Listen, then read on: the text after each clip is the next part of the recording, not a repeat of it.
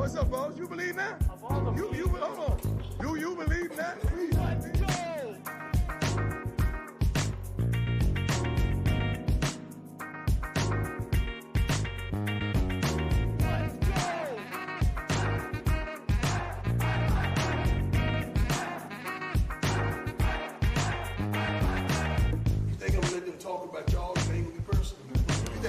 Doubt y'all and they ain't gonna be personal. You think I'm gonna let them they say y'all and they ain't gonna get personal.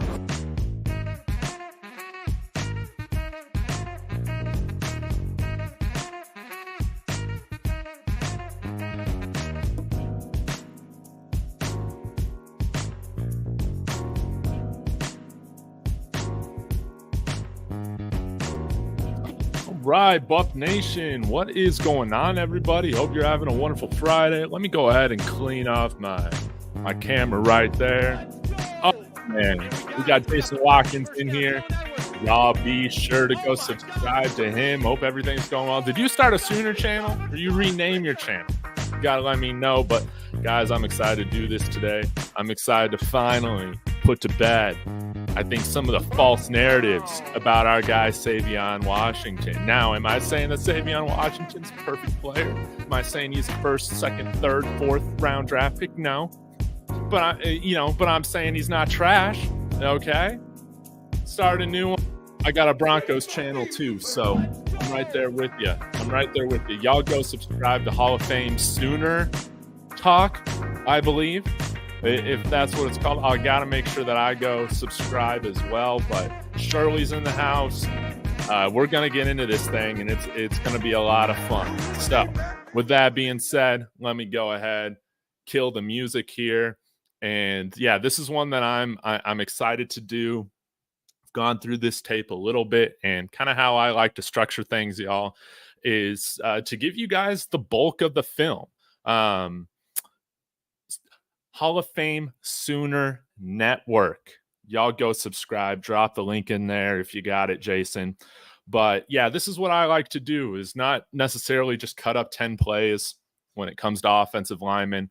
Try and give you guys a little bit more plays just so you guys can come to whatever conclusion you want with more information available, of course, right? So this is going to be pretty interesting, I think, to look at. We're going to open up in today's video by taking a look at Savion Washington, a handful of his snaps in the first half against Nebraska, which I thought was one of his best games. I think he did give up one quarterback hurry, but I thought that he was, when you go and look at it, he was our best offensive lineman against a good Nebraska defense, a good Nebraska front. You know, they got some corn-fed, big defensive linemen up there.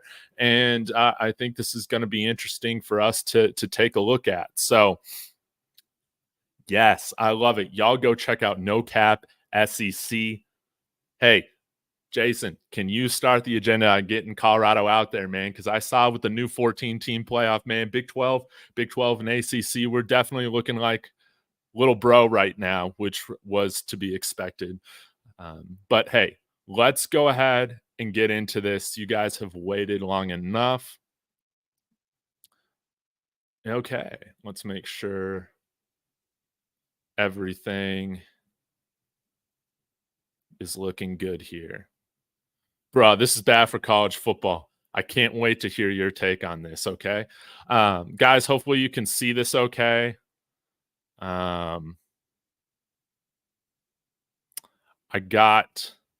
Yes, okay. We'll get this started. You guys can see my little cursor, which is great. Okay, so shall we get started? First play right here from Savion is a run block right here. 78. Thought he did a pretty good job here of sticking on his man. And you saw that, I mean, this is where our guards really struggled with last year, was just even getting hands on guys. You see he makes good contact leaning into the guy.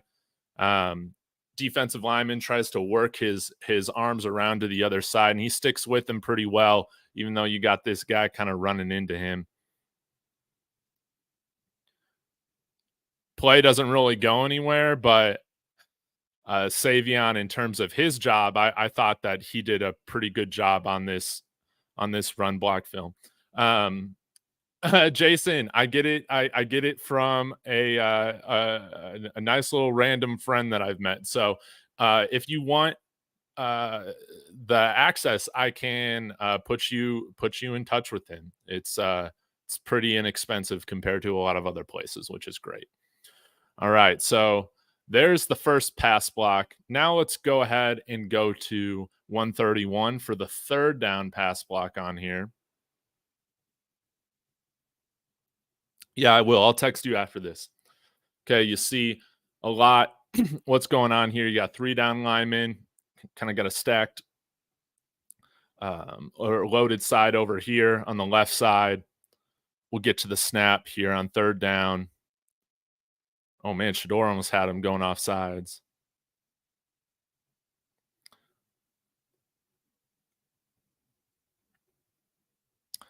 And guys, just in case you guys are like, man, this is slow, I do the 0.75 speed for like the copyright reasons, okay?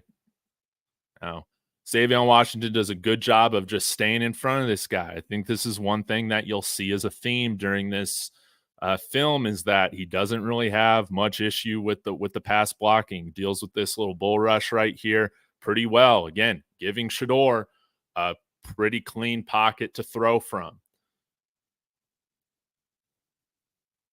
Like, I wouldn't say Savion Washington's the most athletic right tackle or anything in college football, but I thought going through at least this first half footage, he did a pretty good job of sticking with every single pass rusher that they threw at him.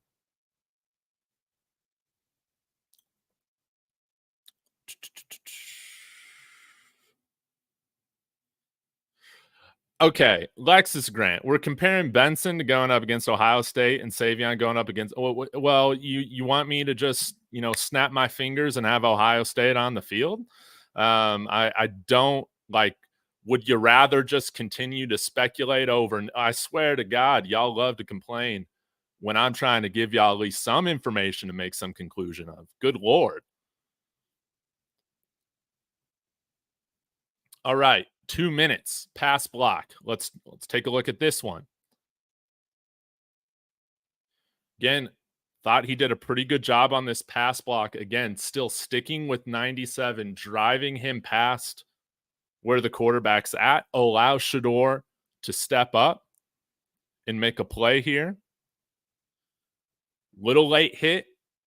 And this is one of the few plays I remember anybody coming to the defense of Shador. This is Savion right here. He didn't like that. Man, eat it. I don't like that.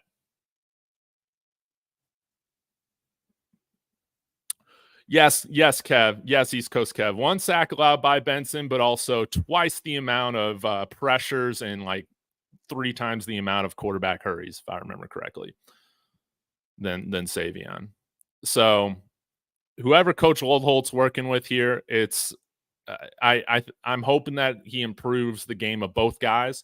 But what I'm wanting to kind of show you here, guys, is that if you guys are all on Kahlil Benson and understand that he has some flaws in his game, you can't say, looking at this, that if you're wanting Kahlil Benson to be here, you can't be saying Savion needs to be hitting the portal. It's totally hypocritical because I don't feel like there's much difference in their game right now.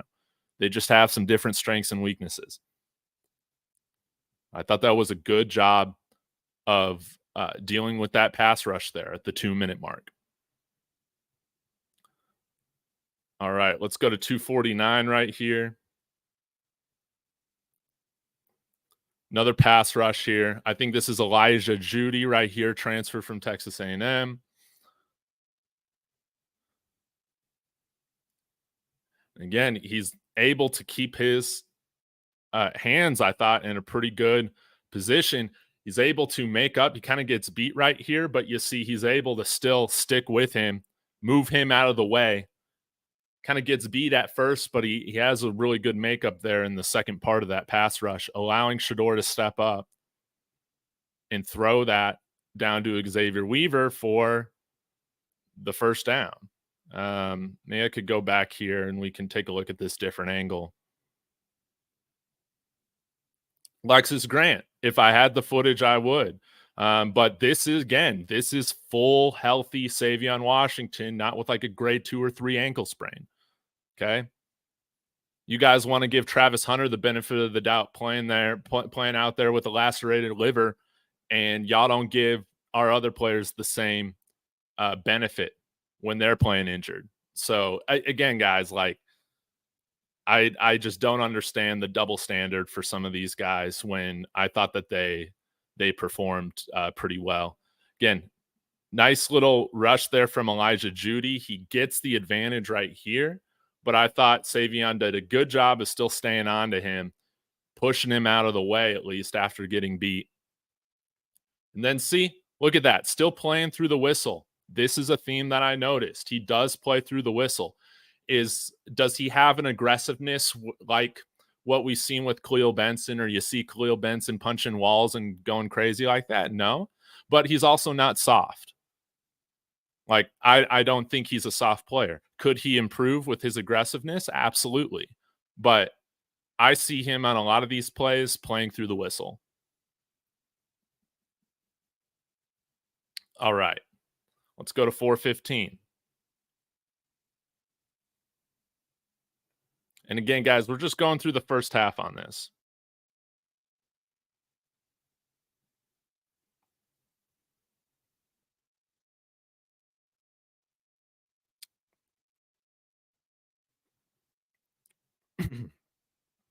All right, here we go.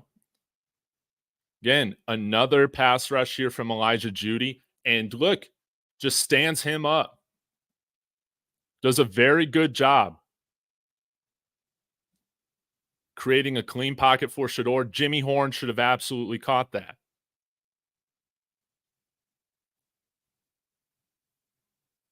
Again, look at that. And he's so big. I mean, he's 6'8", 320 pounds. A little bit taller than Kahlil Benson. And so he doesn't necessarily like move. He's not the most fluid mover, but again, like when you're 6'8", you don't need to necessarily have the quickest feet out there to be a half decent blocker at the collegiate level. I thought he does a great job of sticking with him, still maintaining balanced when he's dealing with this bull rush right here. Finds his balance again, and he's able to hold him off. Like, I don't know what more you guys are looking for or what you guys want there.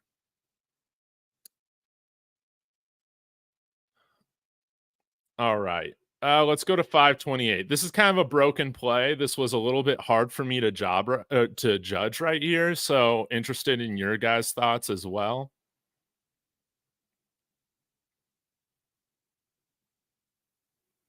East Coast Kev, don't be timing out my guy Peter. I don't like that. Peter's my guy.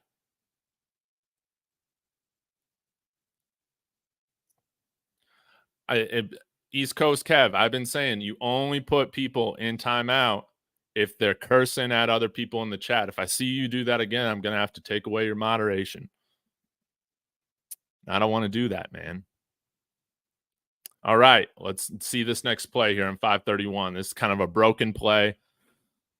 It tried to look like they were setting up a screen here after this play action fake to Dylan Edwards. And you see there, I think this was Jack Bailey kind of pulling, if I remember correctly. No, maybe that was Van Wells. No, it was 97. It was like this extra lineman out here, and it just kind of goes nowhere. We'll get a better angle of what Savion was doing on this play from the end zone here. But yeah, it was just kind of a broken play here. You see Savion trying to get down into the second level to open this thing up. And I mean, he makes contact with that linebacker. You see, though, that there's just so many other free rushers right here.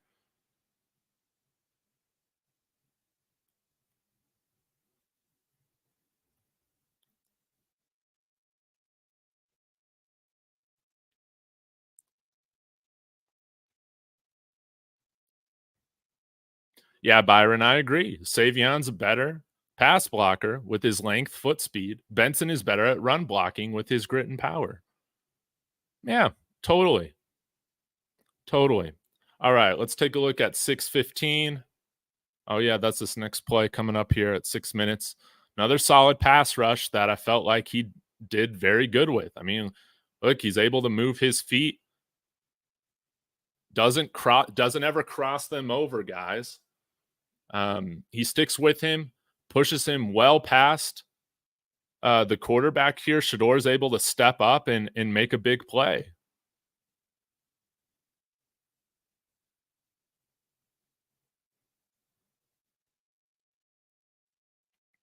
Exactly. I love it how whenever I do one of these things, just because I say I'm not an expert, but everybody has to have an opinion. I say, oh, Dave, man, I obviously know this.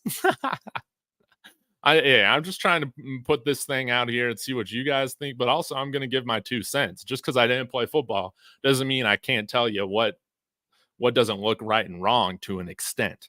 Now, somebody like Al Farouk can come in here and tell you a little bit more about Savion's technique because he played the position, not only in college, but in the NFL. He has a very good idea of what needs to happen. So, but again, I thought he played this angle very well. He kept it, he had good foot speed here, pushes Judy out of the way, and Shador's able to step up and make a play.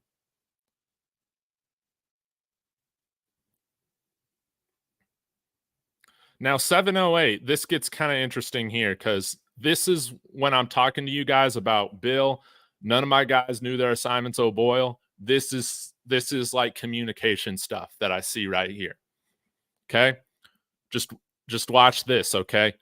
Kind of have an overload here on this side, and it looks like at first how I see it is that Savion picks up the wrong blitzer right here.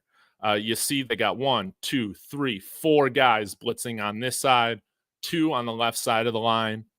And you see Savion picks up the outermost rusher here,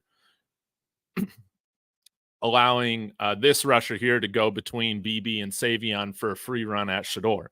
This is a theme that I noticed that I think really good game planning on Nebraska's part, because there are situations in which they're honest with this look and they bring everybody. And then later on in the game, they kind of fake it with a simulated pressure where that second most in guy kind of fakes a rush and then drops out. And it creates more confusion from our line on like who to pick up. But this is a play where I'm thinking that Savion should have been in here picking up this guy.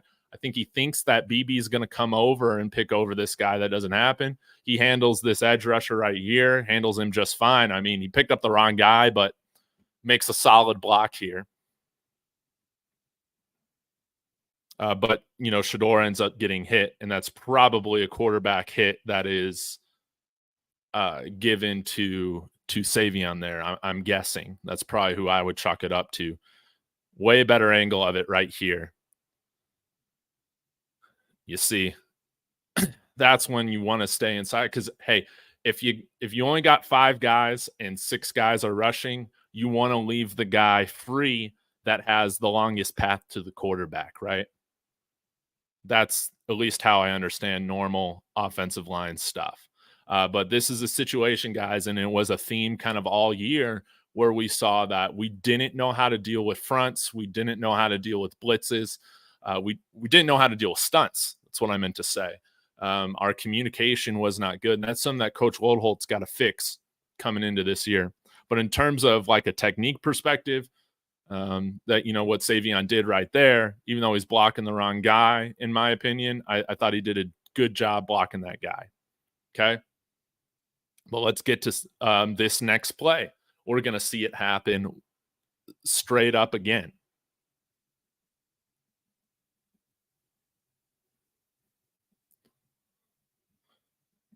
So again, another rush right here where they said, hey, they blocked the wrong guy that time. Let's just try it again and see if they're going to block correctly this time. No, Shore ends up getting hit. At least he completes the pass this time, but it is only for a short gain.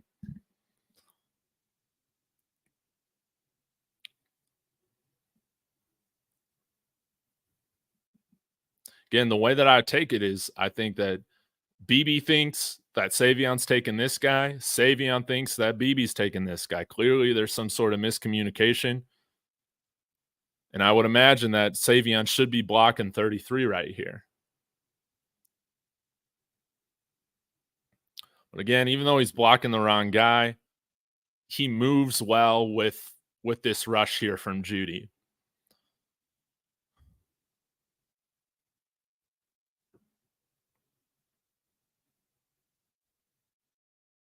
Okay.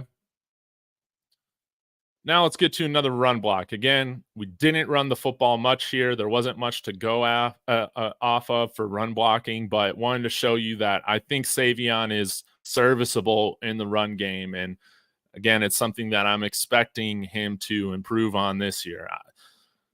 So let's take a look at it here. Again, going right after Judy. And, I mean, he sticks with him, I thought, pretty well.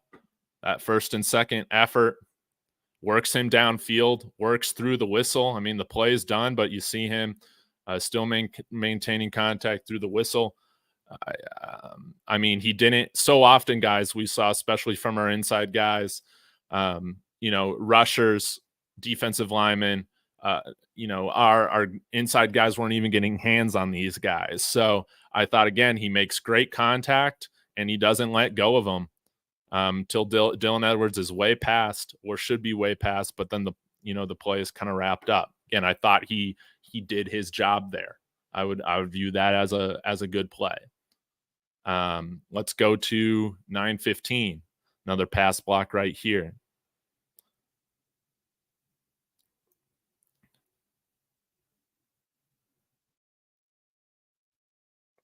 Dex, you're totally right, man. I mean, these guys they said Landon Beebe was 300 pounds, man. I don't believe that one bit.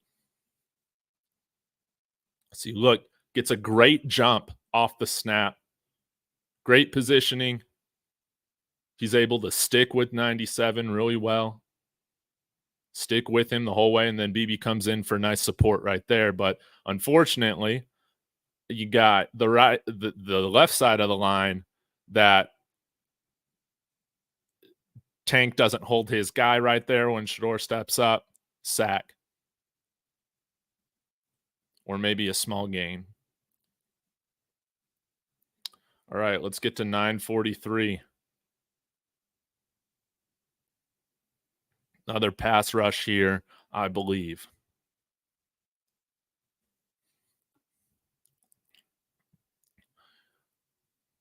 Again, I think he does a good job of staying in front of 97, and he makes it kind of look easy, man. Like, because he's so big and he's able to stick with these guys, he makes it look pretty easy.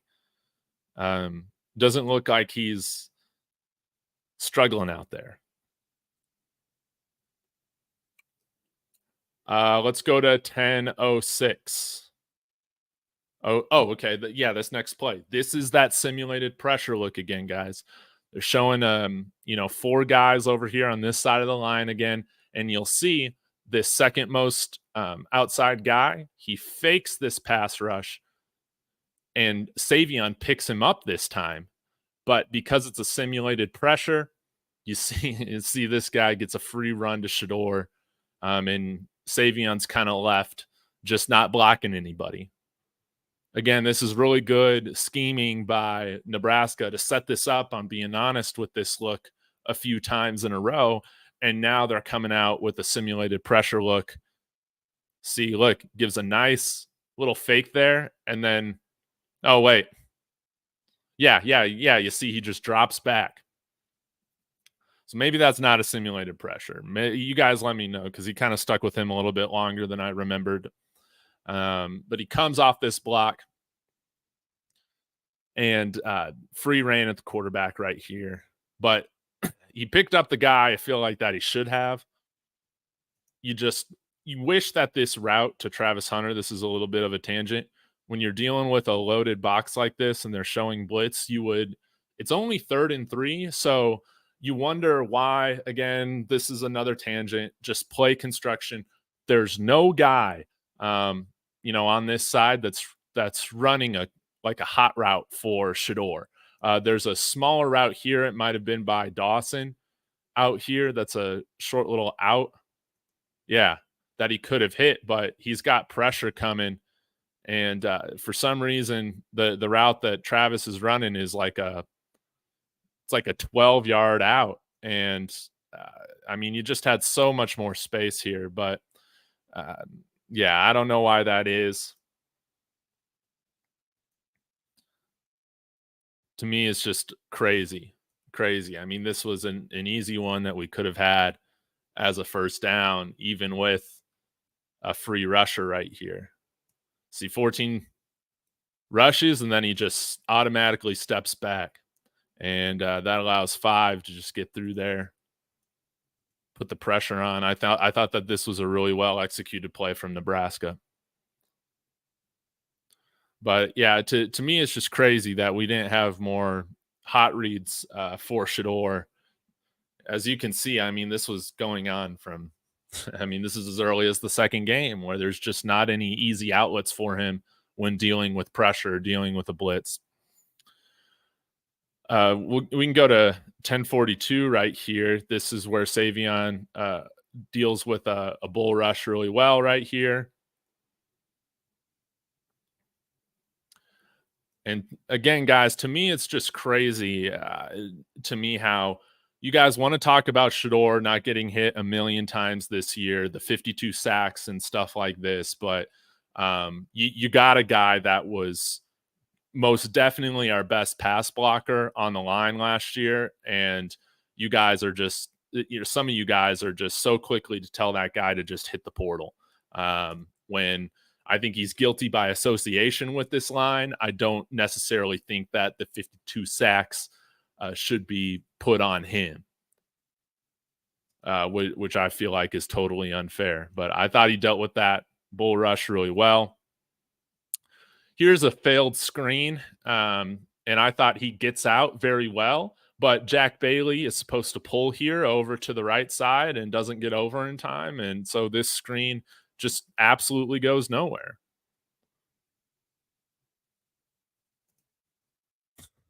See, Jack Bailey can't get hands on him.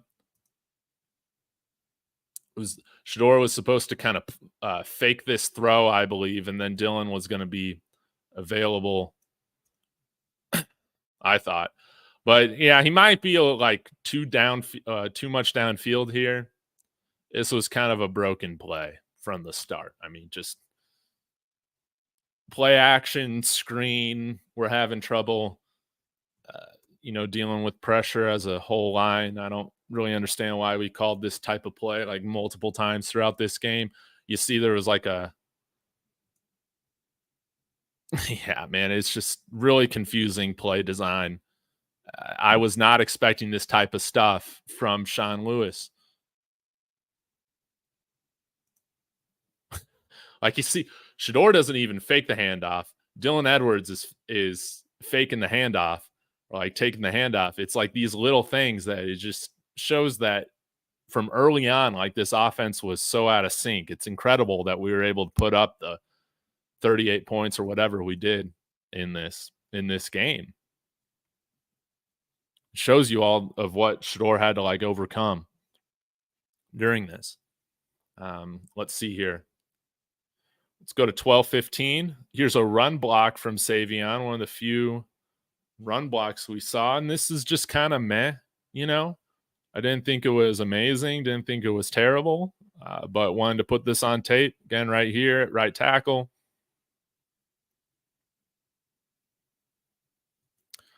See, he kind of loses, in my opinion, right here with this nice little juke inside.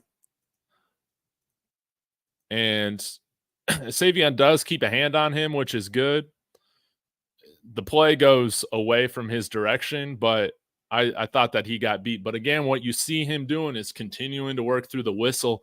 He's not giving up. Still making contact on him through the play.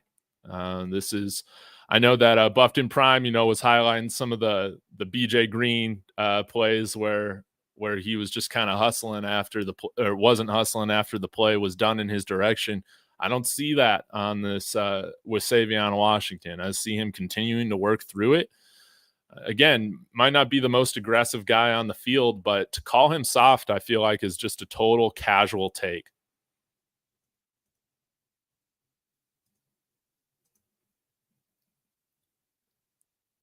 All right, now we're getting to my favorite block at the 13-10 mark. All right, y'all ready?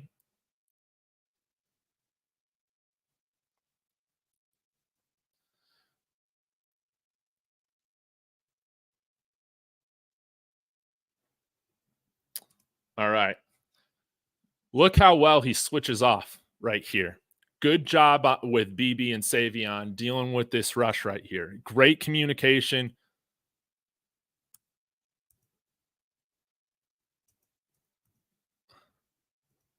Little stunt play right here. See, this outside edge guy's kind of serving as a pick for this guy to come around. And look how they hand this off. And Savion sticks with him on this rush. This was something, again, to compare with some of the Kahlil Benson film, is that sometimes he would get beat on this with his foot speed. But you see, Savion immediately pops back out, and he's in, to me, this looks like a great position. And look, gives Shedeur a clean pocket to throw this thing from. Now, what was going on over here with the long, miscommunication again with the route? We have other videos on that, but this was one of my favorite plays in this first half. I think I have one more play where you'll see him deal with a stunt and handles it very well. Look, handles that, it pushes him inside, and then bam, pops right back out to deal with it. No issue.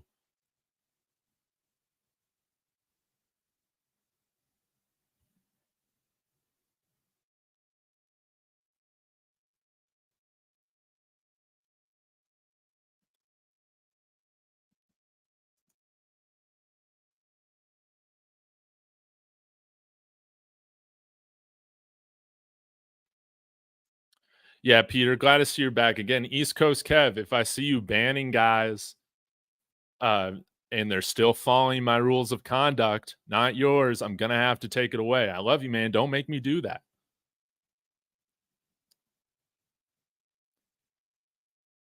It's Friday. Come on now. Okay. Another nice pickup right here from Savion.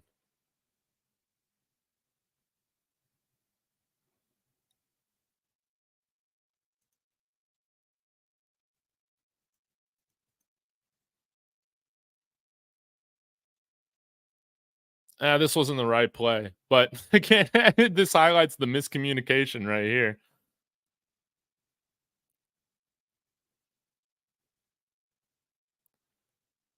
And Peter's just a troll. He's a harmless troll, but sometimes he will give serious takes, and I appreciate his takes. He's welcome here. Okay, yeah, you can see here we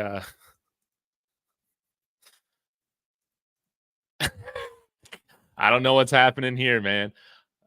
This is one of those instances, again, where you should be letting this free guy go, blocking the guys with the quickest path to the quarterback. Maybe BB thinks that for some reason Dylan Edwards is going to come up here on the other side. I'm not sure what the protection is, but again, guys, this is where Colorado, their biggest weakness was on the offensive line. It's just like, why does BB go away from this rusher that's right in his face?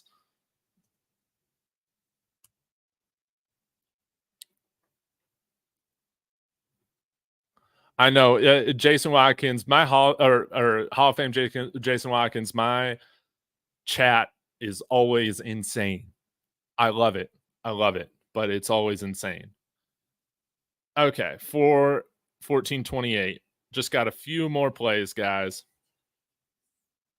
Yeah.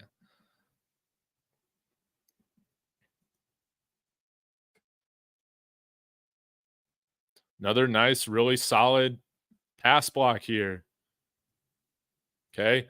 You see the other side, the difference here, right? You guys see the difference where they can barely contain this guy with two guys on him.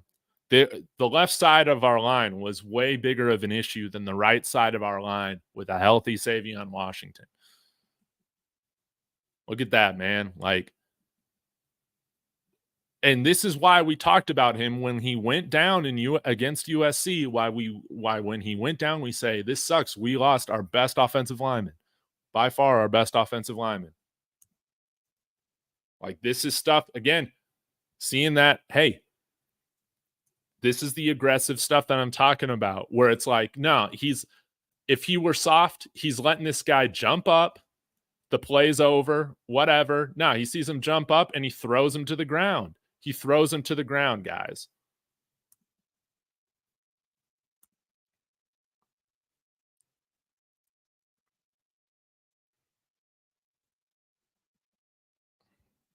All right, we're at 1440 right now. We're almost done. Now, this is my second favorite pass block right here. This leads to a touchdown, okay? All credit to Savion Washington. Right here. You remember this? Take a look at right here, Tarvaris Dawson. Okay? This is at the end of the first half, or close to the end of the first half. Savion Washington, again, deals with this pass rush really well, continuing to maintain contact and work through this, moving his legs, moving his feet, continuing to work with this guy. Finally, the guy gets free, but it's way too late. This is one of the best throws all year. Tarvaris Dawson, sad he's not on the team anymore because I thought he was a really quality player for us. Touchdown. He had 2 touchdowns this game for us. Again, we can see. Again, he sticks with this pass rusher really, really well, allowing Shedeur to have this time, man, to just throw an absolute dime, one of his best throws of the year, and gives us a 10-0 lead over Nebraska.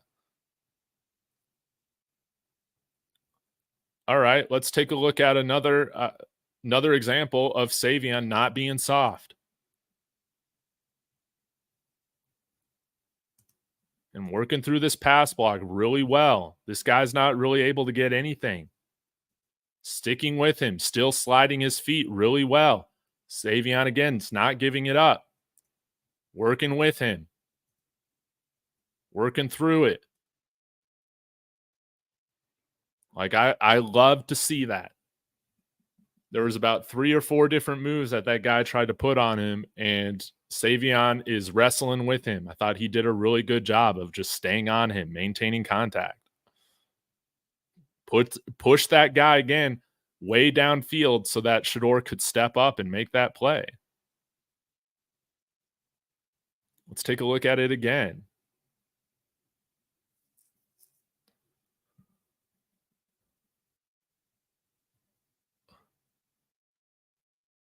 Continues to work him past where Shedeur is.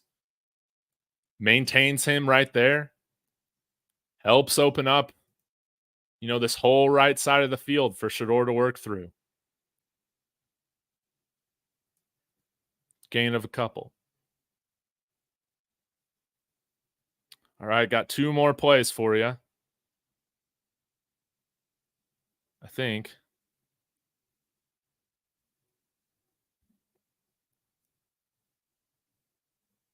18-15. Oh, yeah. So this is like the last play before they kick a field goal, I think. Again, another really solid pass block here. Getting his hand off in time so there's no holding call. To Savion Wilkerson. Now, Savion Wilkerson, why the hell are you cutting up field? There's like 10 seconds left on the clock. He could have gone out of bounds and we would have had one more play to possibly go for the end zone. But what does he do? Shows no awareness here. Cuts it up inside and gets hit out of bounds, or in bounds. Thank goodness we had a timeout, man. Maybe that's a little harsh on me because he made a good open field tackle pretty quickly after he caught it, but I thought he should have been out of bounds. And then for bonus, this is just a preview for part 2. They start throwing some different pass rushers on Savion because he's starting to handle them. He handled everybody well in the first half. And I mean, just take a look at this, man. They throw number 9 on here. They start throwing some bigger guys out. We'll simulate pressure here. Obviously, the interior of our line, Van Wells is getting beat. Look at Jack Bailey, of course, just blocking nobody again, per usual. But you see Savion Pancake this guy, man, right here. Would you call this a pancake or a knockdown? Something like this. Unfortunately, we take a sack, but Savion can't block all 5 guys on the line, or block for all 5 guys on the line. Again, I feel like if there was one player that was guilty by association with this line, it was absolutely him.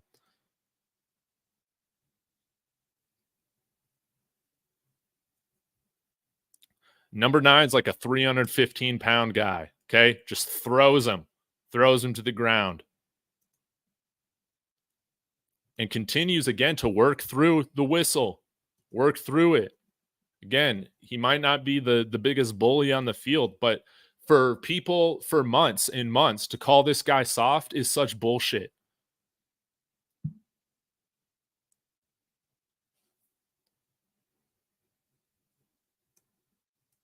Throws him down, man. Throws him down. Then continuing to work through. So, guys, thank you so much for tuning into this. I'll get to some of your comments after this. But again, I thought that Savion did a very good job of working in the pass blocking game. Again, we didn't run it too much, so there wasn't much to look at. I'll take a look at his Colorado State film as well after we work through the second half of Nebraska here at a later date. But overall, like, I'm just wanting to dispel this narrative that because Kahlil Benson is here, somebody like Savion Washington, we're better without him on the team. I think that that's rubbish. You know, like it's absolute rubbish. Like, this guy has good parts to his game, and again, was playing on a very serious ankle injury that you guys don't want to give anybody else the benefit of the doubt for playing hurt with, outside of like Travis Hunter and Shador. I just think that's funny. This guy was clearly not playing hurt. He was playing injured. And we need to be cognizant of that, of why the second half performance during the season looked worse. He did not have that lateral movement that he showed here against Nebraska, against Colorado State, who probably had the best edge rusher group that we faced in the first half of the year outside of Oregon. And even against Oregon, he didn't do bad. It wasn't his fault. So, yeah, I'll get to some of your guys' comments, but I'm a little fired up about this because, again, I feel like the narrative around him is more so how you guys just speak of the line as a whole, when he had it wasn't his fault to my extent. So anyways, we got a lot of great people in the house. I see Dizza, Grizz, some guys, Tremaine Young. Like, you guys are awesome. I'm going to scroll up, get to some of your guys' comments. K Vizzy, that's right. You know, he was playing hurt. And I thought that this was a really good performance from him, like, the entire game.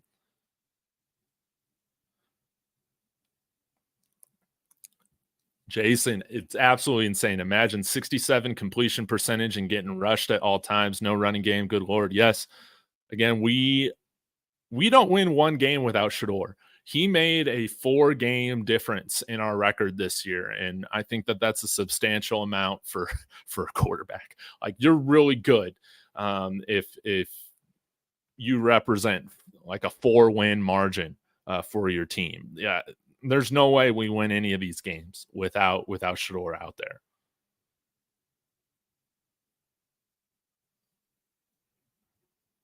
Tremaine Young bringing in some really good comments here. With all the pressure and blitzes the offense was dealing with, I can't believe Colorado never tried to run any draw plays or trap plays, or at least have some receivers running drags and slants. Yes.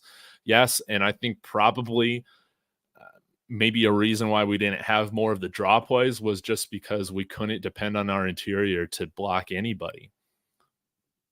Tremaine Young saying, David, I agree. The goofy and crazy play calling offensively and defensively killed this team this year. Yes, we need better coaching. Again, I don't think that Pat Shurmur is an offensive guru. I don't think he's Andy Reid or anybody like that, or Mike McDaniel or Sean McVay. But I think you're at least going to get some sort of competency with him play calling this year. You're at least going to have a baseline of like good offense, like decent offense, right? Some of the play calling and the communication was crazy.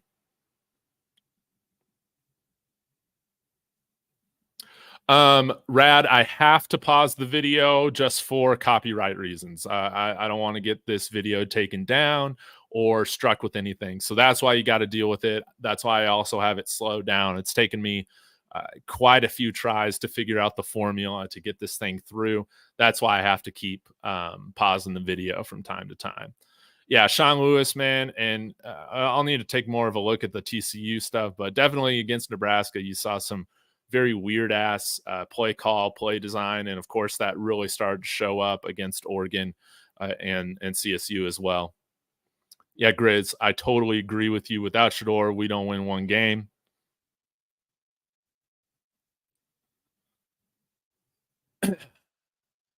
Man, I seriously hope Colorado gets things right this year. This year, the middle and the end of the season was hard to watch. I don't blame the players. Yeah, I think the coaching did deserve more criticism. I think people that weren't following this team closely wanted to just thought that the Coach Prime change to strip Sean Lewis of his play call duties was crazy. But you can see, like, even from early parts in the year, there was just certain parts of this play design that made no sense for some reason. And again, you can see with some of these pressures where Shedeur is getting hit, some of these quarterback hurries, it's purely on the line failing to communicate. I think that, it was a theme the entire year that none of these guys learned to communicate and get on the same page. And when it's an issue with everybody on the line, then I'm going to start to point the finger at the coach. I don't care if these guys aren't quote unquote strong enough. When you're just straight up not blocking the right guy that's in front of you, that falls on coaching when everybody's doing it.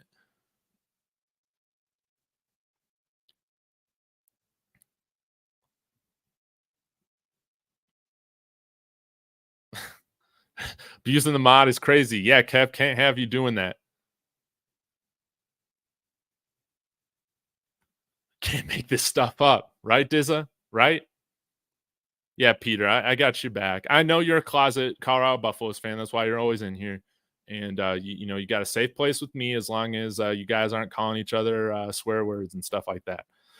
But Byron, you're right. We saw some great blocks from Savion out here. That is like, hey, if you put 67 on there instead of 78 and put him in an Indiana jersey, you guys would be calling him elite, which I'm not saying you should. I'm just saying I feel like there's a very unfair double standard between these two players. It's easy for me to say, hey, if Savion can become more aggressive in the run game, he's a first or second day draft pick.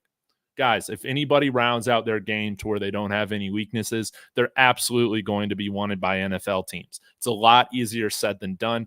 I think you would have seen elite college football programs go after Savion and Kahlil Benson in the portal when they entered if they were both elite talents. I don't think either of them are elite talents, but I think that they can both be very good players for Colorado this year, depending on how they continue to develop.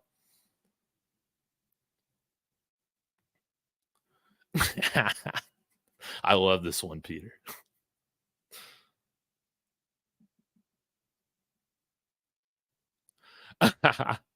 Hey, Dave talks about maybe you should call Coach Prime and put in a good word for Savion. You're connected, aren't you? Man, I wish I was connected, but probably I'm a few people separated. I'm sure Big Dog could put in a good word with Coach Prime or Colin, but not me, man. I might go a little too dark side to get on those panels. We'll just have to see. But have I ever asked? No. I hope Prime has a staff that aligns with him more philosophically and they aren't afraid to tell him the truth about what's happening or not, what needs to be. Absolutely right, Jason. This is something that we've talked about for a long time. I think Pat Shermer can be one of those guys. Hopefully, Coach Woldhold is one of those guys as well. We'll see how our new defensive coordinator, Robert Livingston, is. He's a younger guy. So is he going to carry that voice? We're going to have to see. See, this is the kind of stuff that I think is just absolutely crazy. Like, how can you look at that, Dizza? How can you look at all this tape and say that that guy needs to hop in the portal? He was by far our best offensive lineman that we had on the field, and he should not be penalized because we had a 280-pound guard out there that also didn't know how to block. He tried really hard. He was a dog. He was a dog. You know, he was out there always giving it his all, but he couldn't put his hands on the guys. Why is he penalized for that?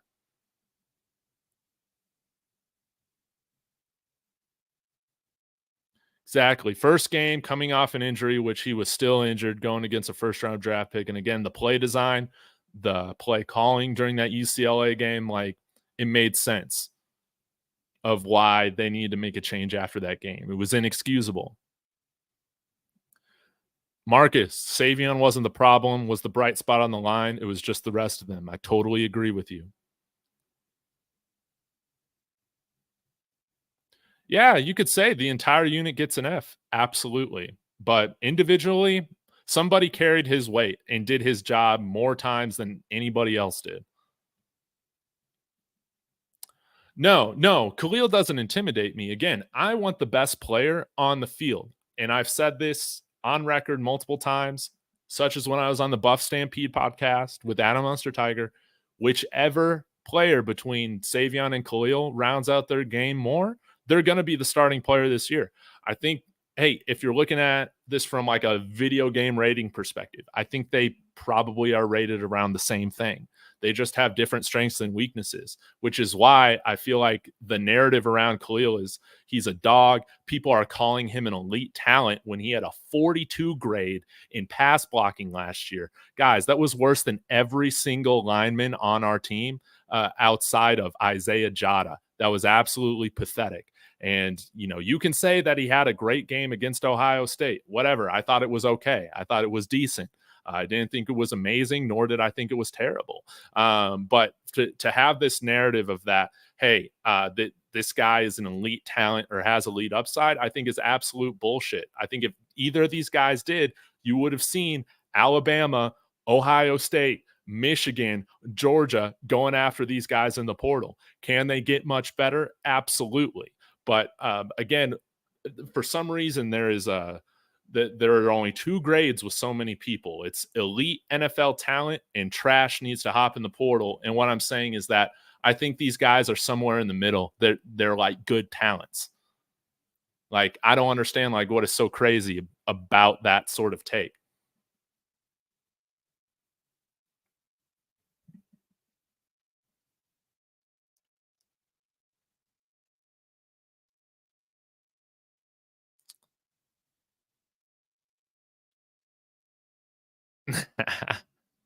That's right. That's right. And here's the thing. I'm totally down if Kahlil Benson starts. I'm going to be worried about the pass protection until I see him do it more consistently. But I do like the fact that he is a guy that plays nasty with aggression. But what I don't understand is how this guy right here has a pass block grade that was absolutely terrible. And you guys are just saying Shador is going to be held up upright so much better with this guy than Savion. If I'm putting my money, if I have to put $1,000 on somebody to make a pass block to keep Shador upright, which seems to be everybody's priority this year, why the hell are you guys going on Twitter, coming in here, telling Savion that this guy needs to enter the portal? Because right now, with the information that I got, is there's somebody that I think is a little bit more consistent keeping Shador upright, and that's Savion. Now, I think Benson can bring a lot, obviously, in the run game, more so than what we've seen with Savion. And that's the other thing of it. We need to be establishing a run game as well. So that's why I feel like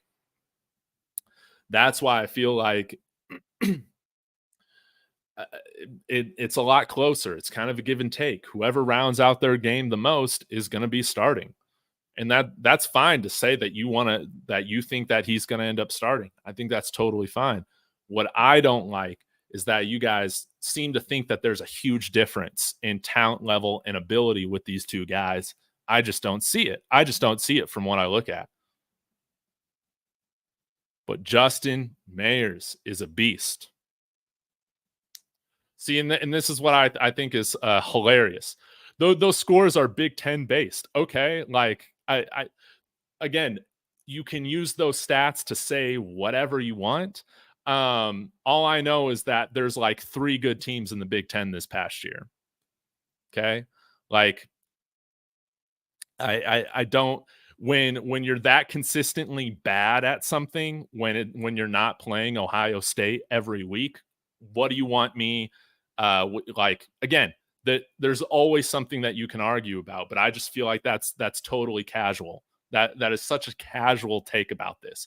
And the Big Ten is not the best conference in college football. Are you kidding me? No, it is by far the SEC. Michigan had their year this year, but if you're talking about a conference as a whole, don't kid me with that, man. Iowa had a great year because the rest of that conference is not that great. The SEC is okay, but again, because the champion came from that conference, you're going to say it's the best overall conference. Again, guys, like why are we thinking so simplistically? By far the SEC. Yeah, Jonas, most of these guys are casuals and Prime fans. And that's just what I'm trying to get out here is just, hey, I think it's totally fine if you guys think Kahlil Benson is going to be the starter, but I'm not going to take any Savion slander. If you're going to say that Savion is trash and needs to enter the portal, Kahlil Benson needs to be right beside him. Don't think they're that different of a player. See, this explains why you got trash takes about the Big Ten. It's because you're a Hawkeye. That's why, like, that makes total sense. That makes total sense on why you think that conference is so great when you're playing like Minnesota every year and fucking Purdue, like Illinois, like you're filled with a bunch of trash schools out there, like no doubt. So, yeah, then the Big Ten is trash. No doubt. All right, guys. Well, I appreciate you guys sticking with me on this. This was a hell of a lot of fun. Again, I get fired up, man, when I feel like players are wrongfully labeled as being guys that need to enter the transfer portal. Right now, we need both Savion Washington and Kahlil Benson on this team, without a doubt. Maybe we see both of them start at tackle. Right now, I don't know. Like, I think Jordan Seaton is right now my favorite to start at left tackle. But if he goes down, who the hell are we throwing out there at left tackle? I don't feel good about anybody right now. We'll see how David Connor develops, if he can be that backup left tackle for us. But I don't really know what to expect. I hope we go after more tackle talent in the portal. But right now, we're a better team with both Savion Washington and Kahlil Benson on the team. Don't get it mixed up. Thank you guys so much. You guys have a wonderful Friday. And as always, go Buffs.